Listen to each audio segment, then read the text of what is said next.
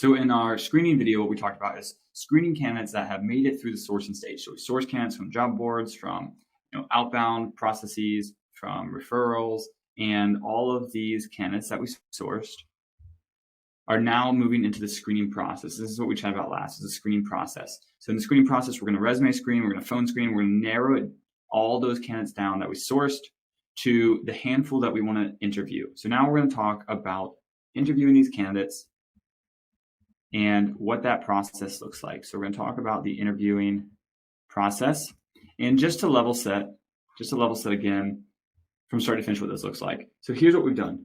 We sourced candidates. Let's say we sourced 100 candidates.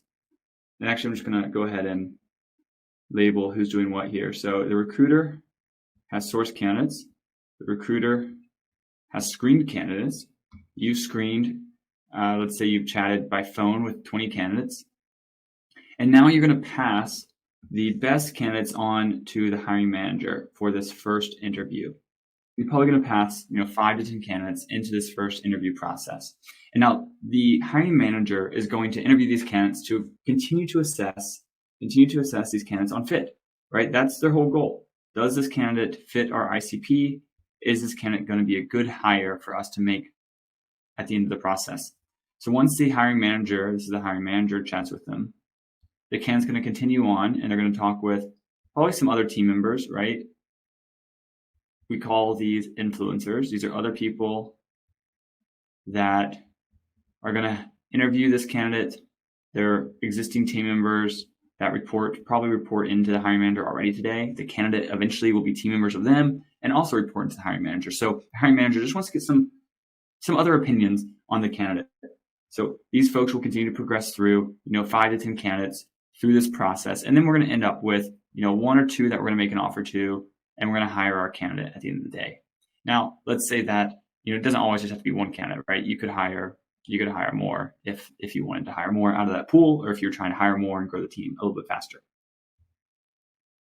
So what the recruiter is doing is continuing to screen and source candidates. So let's say you initially pass 5 to 10 candidates on to the hiring manager to start to talk to.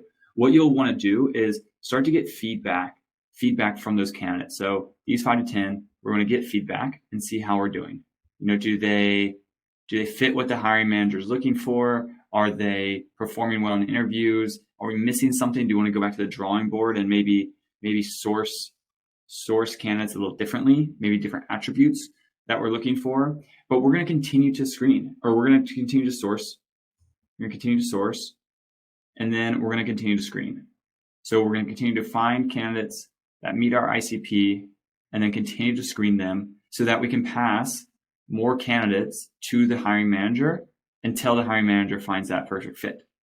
And really this cycle just keeps repeating over and over again, right? We get feedback, we keep sourcing, we keep screening, and then the hiring manager will keep interviewing these candidates until they find the 1 or 2 candidates that they want to hire and bring on board. So all along, the hiring manager and the hiring manager and the recruiter are a team, and they're talking, right? They're talking and they're giving each other feedback